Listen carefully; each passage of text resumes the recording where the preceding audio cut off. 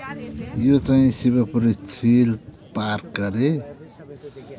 यो चाहिँ हामी चक्रपथबाट बुढा नीलकण्ठ हुँदै जान सकिन्छ।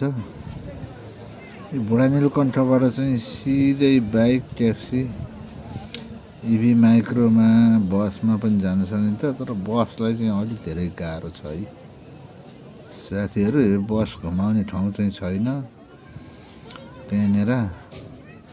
पहिला चाहिँ सजिलै थियो बस घुमाउने ठाउँ पनि, अहिले चाहिँ छैन। त्यो भएर तपाईँहरूलाई यो बुढा नीलकण्ठबाट सिधा गएपछि देउस बुढा नीलकण्ठको मन्दिरदेखि माथितिर 50 मिटरबाट लेफ्टै लाग्ने। अलि माथि गएपछि एउटा त्यो खोल्साको पिपलको रुखनिर मन्दिरनिरबाट लेफ्टै लाग्ने हो।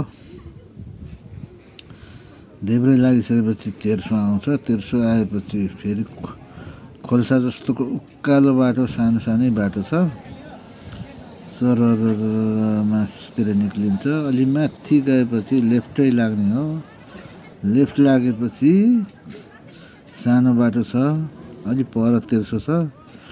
परसम्म 50-100 मिटर जति तेर्सो छ। त्यहाँबाट चाहिँ उकालो जाने। त्यहाँबाट चाहिँ अलि राम्रैसँग थिचेर जानुपर्छ 2 नम्बर 1 नम्बरमा। त्यहाँबाट फेरि त्यहाँ चाहिँ चिसापानी भन्नेतिर जाने र यता यो विजय जामसेन स्तुपा अथवा यो शिवपुरी थ्रिल पार्क भन्ने जाने आउँछ। त्यो चाहिँ दाहिने लाग्ने। त्यहाँ देब्रे गयो भने चिसापानीतिर जान्छ गाउँमा। त्यसो एउटा मन्दिर छ हल्का, त्यहाँ पनि जान सकिन्छ। अनि चाहिँ दाहिने गइसकेपछि सरर सिधै स्तुपा जाने बाटो है। त्यहाँभन्दा अलि मुनितिर चाहिँ एउटा नव रिसोर्ट पनि छ।